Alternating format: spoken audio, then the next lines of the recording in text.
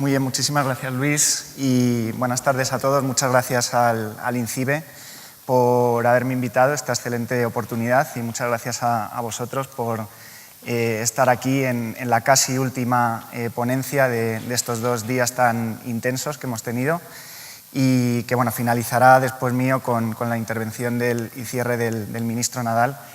Entonces, bueno, mi nombre es David Purón y soy el CTO de TipTap Labs, fundador también y vicepresidente de ingeniería de Blackphone. Y como muchos de vosotros, llevo tiempo ya trabajando en esto de la ciberseguridad, trayendo productos al mercado y, bueno, en algunos casos, si me permitís la palabra, evangelizando, intentando transmitir, concienciar un poco sobre algunos aspectos de la ciberseguridad.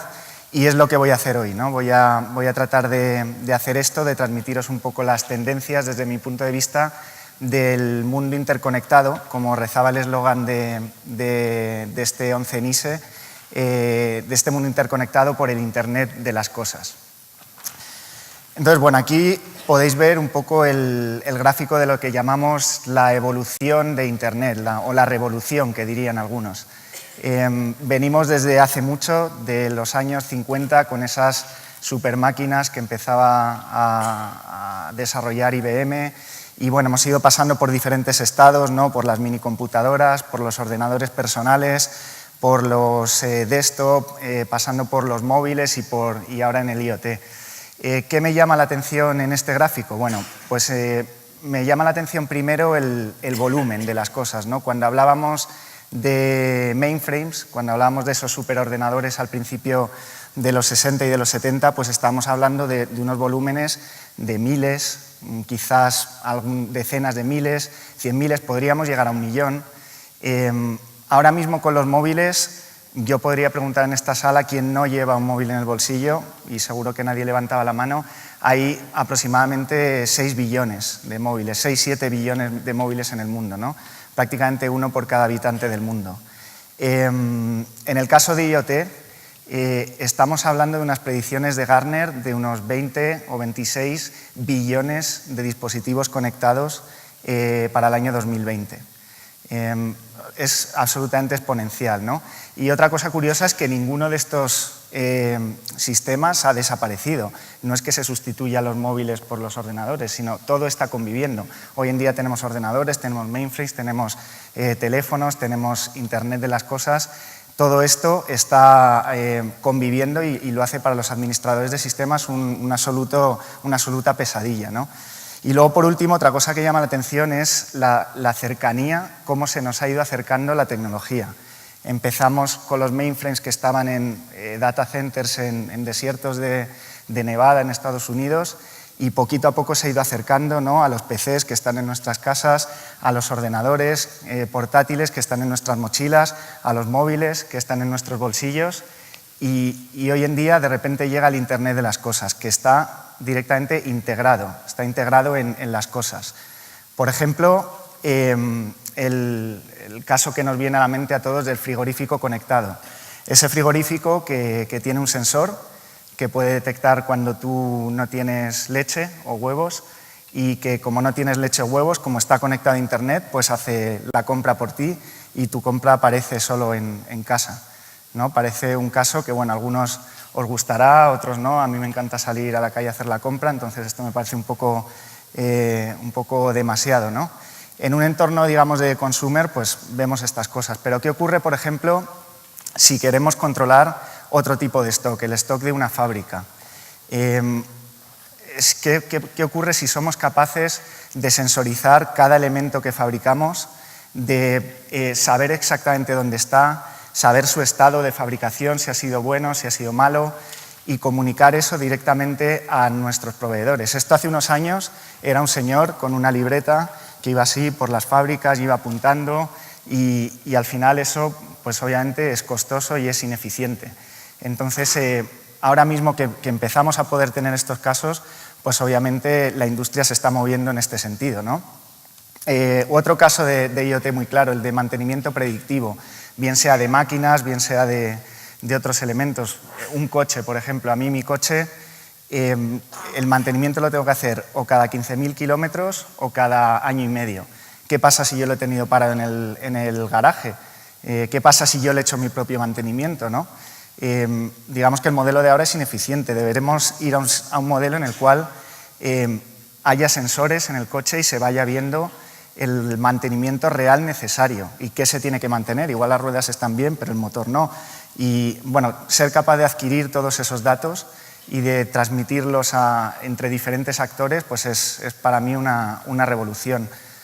U otro tipo de mantenimiento, que nos asusta un poco, ¿no? Si me permitís un poco la expresión, el mantenimiento del cuerpo humano. ¿Qué ocurre si fuéramos capaces de llevar sensores dentro, o un marcapasos conectado que fuera transmitiendo nuestro estado? Pues seguramente las urgencias estarían mucho más libres y la atención al paciente sería mucho más inmediata y mucho más real, ¿no?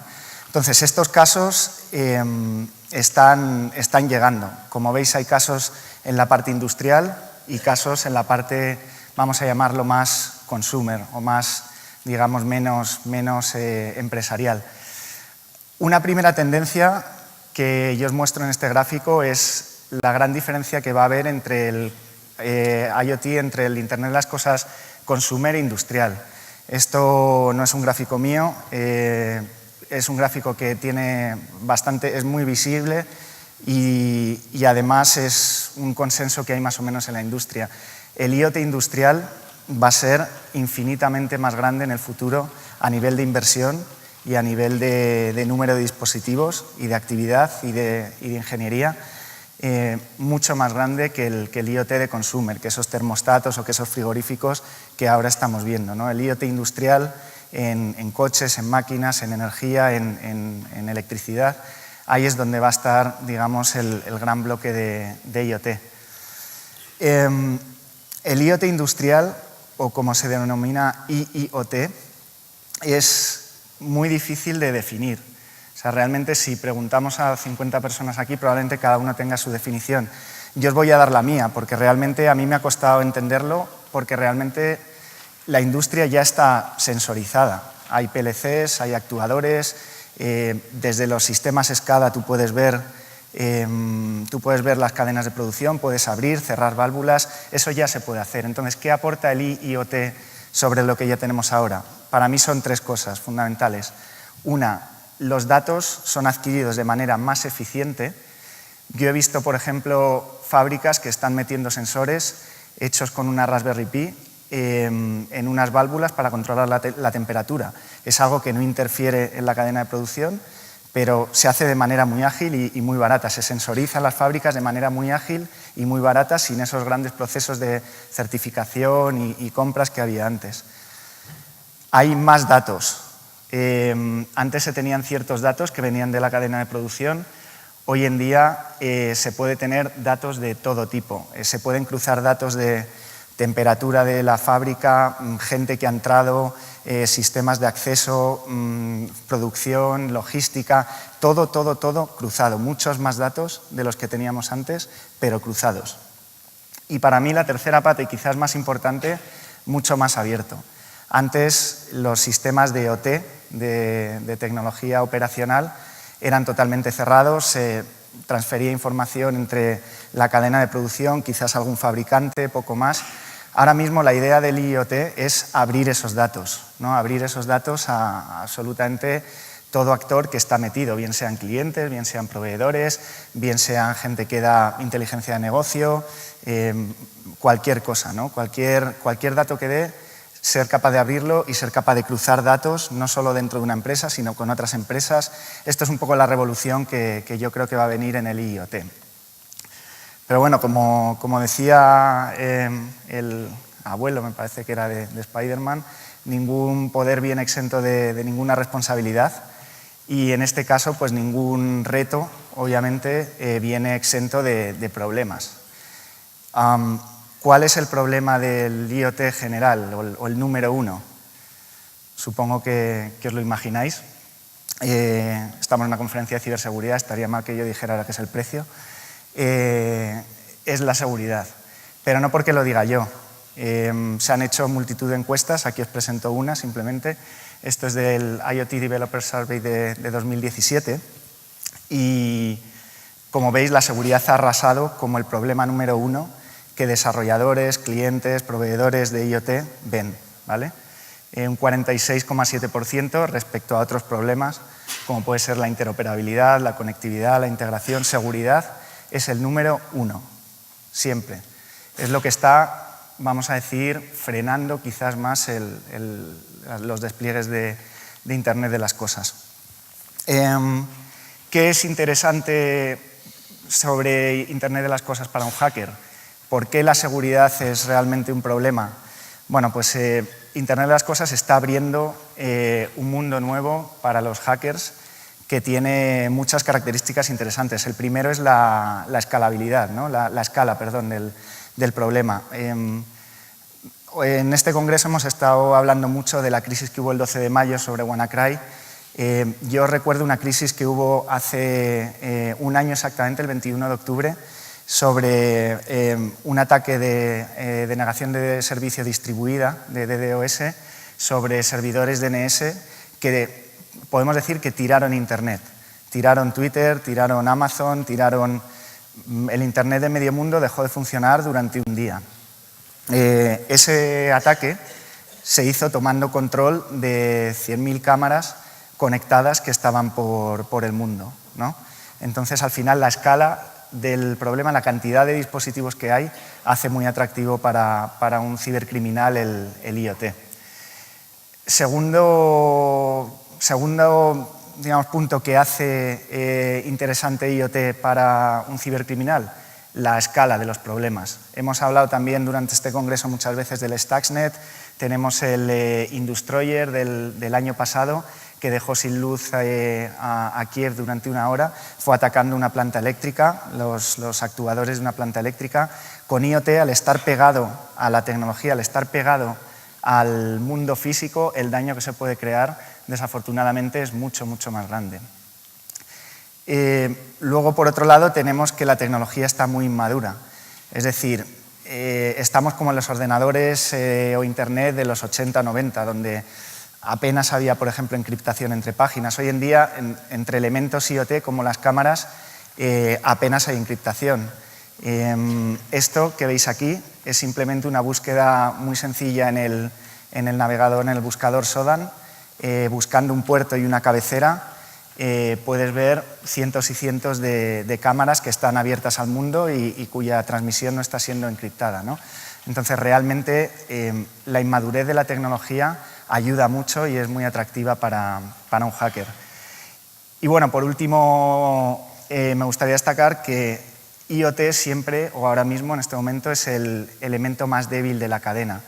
Hemos visto nosotros en TipTabLabs haciendo auditorías de fábricas un robot que está bien securizado a nivel de firmware, pero que luego está conectado a la misma red que bases de datos críticas de IT y es una red abierta y sin password.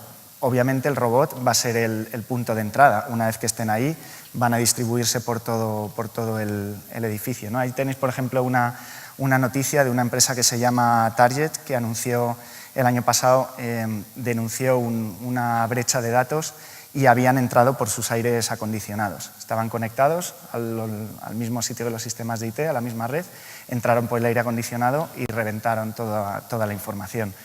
Entonces, básicamente, muchas veces no es el elemento IoT el que quiere ser atacado, sino el punto de entrada hacia la red. Algunos números interesantes. Esto proviene de un informe de Symantec que salió este año, General de Ciberseguridad, y son números referentes a un honeypot que ellos pusieron de IoT. Como veis, las horas, desde enero de 2016 hasta diciembre de 2016, las horas que ese honeypot estaba siendo atacado casi se duplicaron durante el año. A principio del año se atacaba durante 5 horas, a final del año se atacaba durante 9. Entonces, como veis, estos ataques de IoT están creciendo y hay pruebas de ello. Abajo tenéis un poco de dónde provenían los ataques. Me ha encantado la mesa redonda de hace un rato donde se hablaba de la atribución. con lo cual estos números no los toméis en absoluto como finales, porque se pueden haber simulado, se pueden simular a través de IP ataques desde otro sitio, pero bueno, simplemente a modo de curiosidad que sepáis que China y Estados Unidos el año pasado en el honeypot de Symantec fueron los que más cañadieron. Vamos a ver ahora un poquito cómo los cibercriminales pueden atacar IoT. Y realmente son cosas relativamente básicas, porque como os digo, la tecnología está atrás y no está preparada ni siquiera para lo más básico. Lo primero es configuraciones inseguras. En el ataque de DNS que hubo, uno podría pensar en algo súper elaborado. No, o sea, lo que pasaba es que la password por defecto de las cámaras era 1234. O sea, para los cibercriminales fue tan sencillo como hacer un escaneo de red, buscar esas cámaras y meterse como administrador con la password 1234 y controlar 100.000 cámaras, instalar su malware, Mirai, y atacar el DNS. Las configuraciones inseguras es casi siempre el primer ataque que va a buscar un cibercriminal. Lo segundo es una combinación bastante peligrosa, que son los zero days, es decir, esas vulnerabilidades que publican investigadores o entes maliciosos o que venden, combinados con lo que es más crítico, que es la falta de actualizaciones. Hoy en día, muy pocos sistemas de IoT o cacharros de IoT se pueden actualizar, y los que se pueden actualizar hay que ver de qué manera se actualizan, porque se hacen las actualizaciones sin encriptar, sin firmar, sin un arranque securizado. Entonces, bueno, al final, en el momento que sale un zero day, como salió Crack el otro día sobre VPA2, se va a empezar a atacar a dispositivos IoT y la mayoría ahora mismo no se pueden actualizar. Tercer vector del ataque, las redes inseguras. Como os comentaba, no hay muchas veces encriptación, se conectan a redes abiertas y por ahí es muy fácil entrar. Cuarto vector de ataque, y muy importante en IoT, las identidades fake. Ahora mismo, normalmente para identificar un cacharro IoT se usan cosas como el número de serie, ¿no? Bueno, pues identificar el número de serie o romperlo por fuerza bruta es trivial. Si el primero acaba en 55, igual el siguiente no acaba en 56, pero a nada de probar vas a encontrar un número de serie que va a funcionar.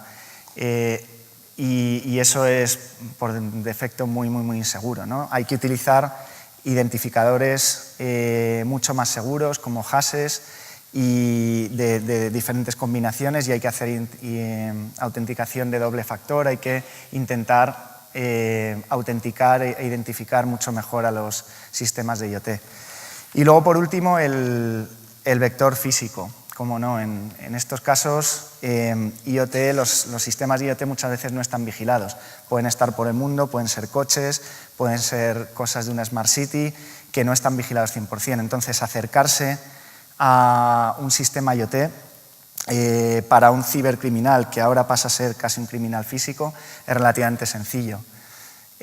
No sé si visteis el otro día, hace un tiempo ya, el ataque Tempest, que a mí me dejó alucinado, que era coger un medidor de ondas electromagnéticas, situarlo al lado de una CPU, y de lo que estaba transmitiendo la CPU, básicamente se podían sacar los bits simplemente cogiendo las ondas electromagnéticas, y a través de eso consiguieron sacar claves de encriptado AES.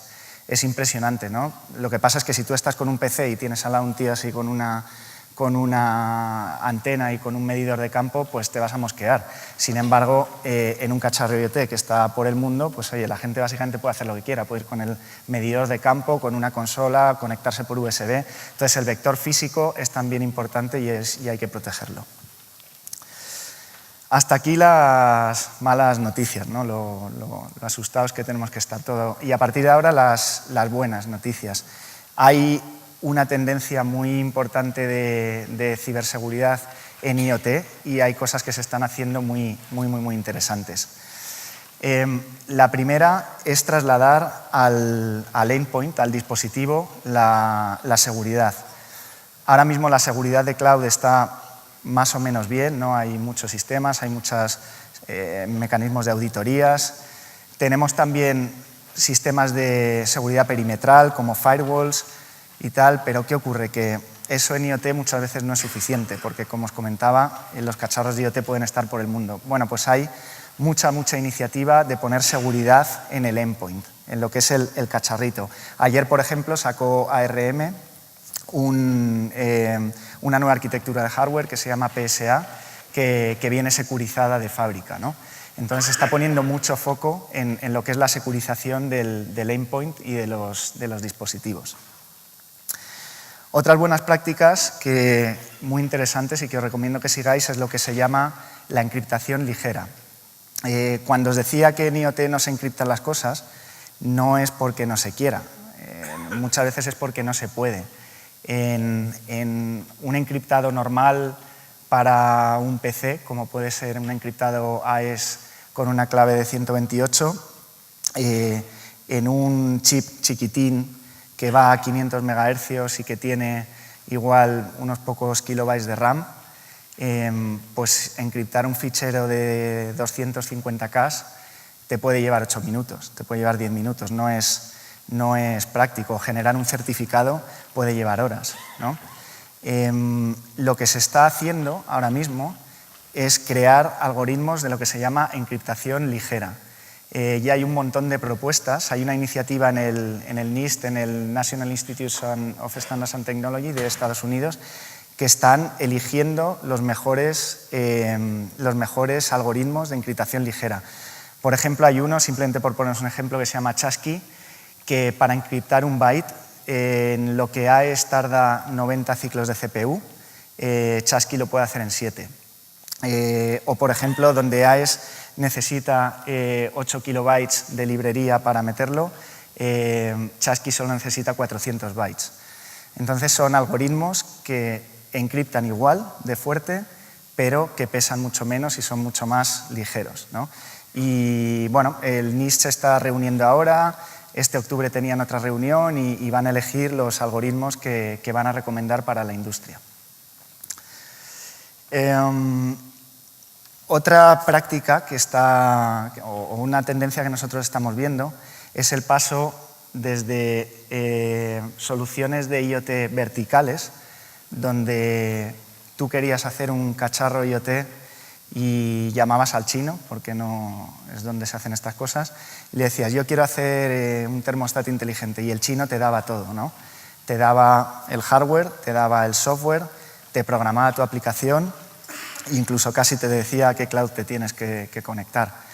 Lo que estamos viendo es que cada vez hay un poco más de separación en esos estratos y hay gente que se está especializando en cloud, gente que se está especializando en la aplicación, gente que se especializa en hardware o gente que se especializa en el sistema operativo, ¿verdad?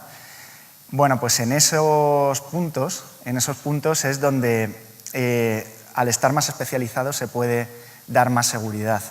En un PC, a día de hoy, cuando tú estás programando tu aplicación, la parcela de seguridad que tienes que controlar es muy pequeña, porque al final Windows o Linux o Apple controlan absolutamente toda la parte baja y tú te despreocupas de eso. Pues en IoT debería y está pasando lo mismo. Hay compañías como nosotros que nos especializamos en cosas muy concretas del dispositivo, como el sistema operativo, donde se puede dar una seguridad que para cualquier aplicación va a ser importante.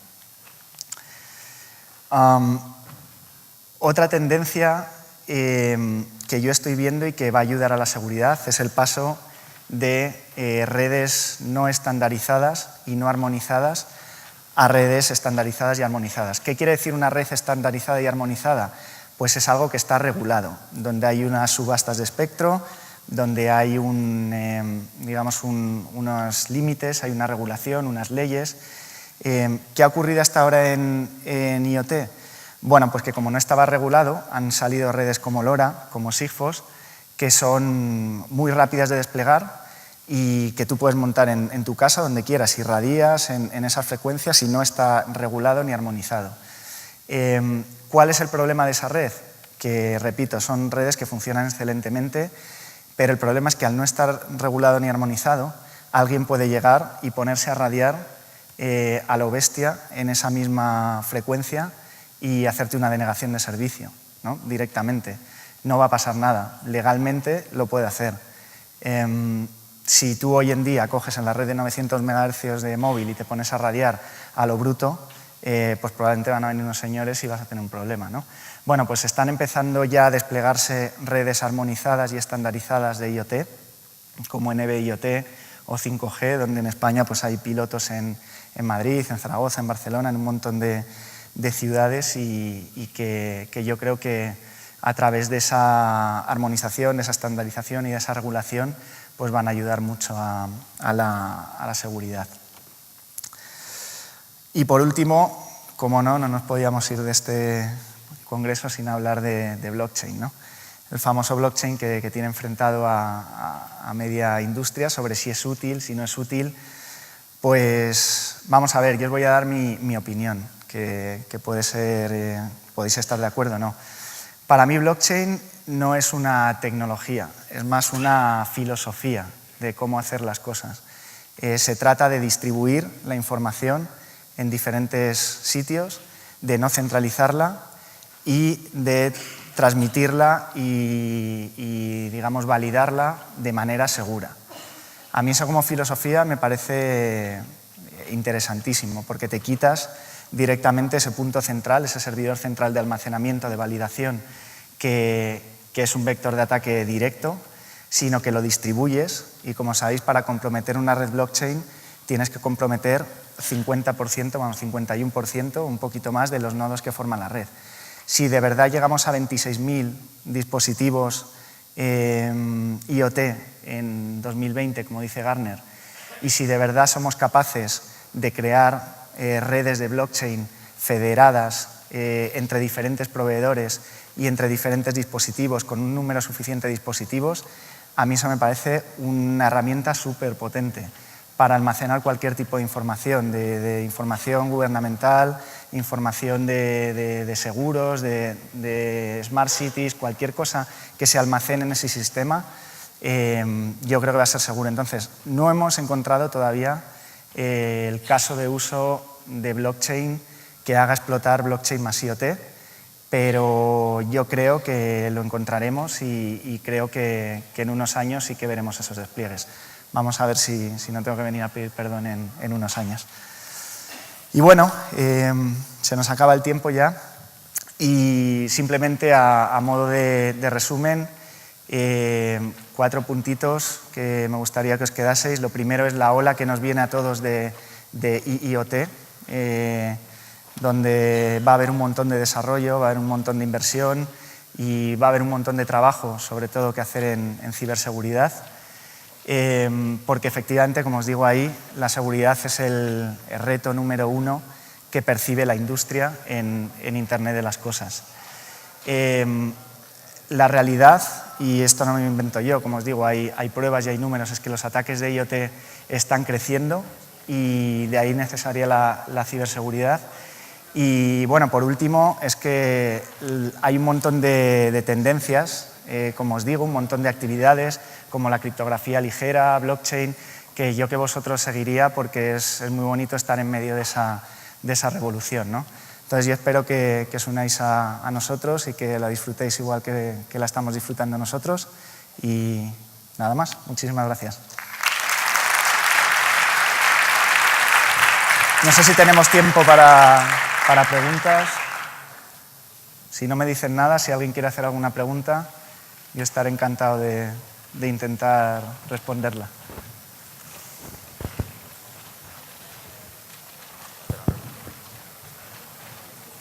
Muy rápida. Hola, David. Gracias por la ponencia. Yo te iba a preguntar por la relación que tiene IPv6, problemas en su implementación, su adaptación para que pueda realmente adaptarse o adoptarse el IoT y los problemas de seguridad que conlleva, pues, por ejemplo, arquitecturas dual stack. Bueno, al final, como comentaba, me dicen que tiene que ser muy rápido. Si quieres, lo hablamos en privado, perdona, ¿eh? Muchas gracias a todos y nos vemos.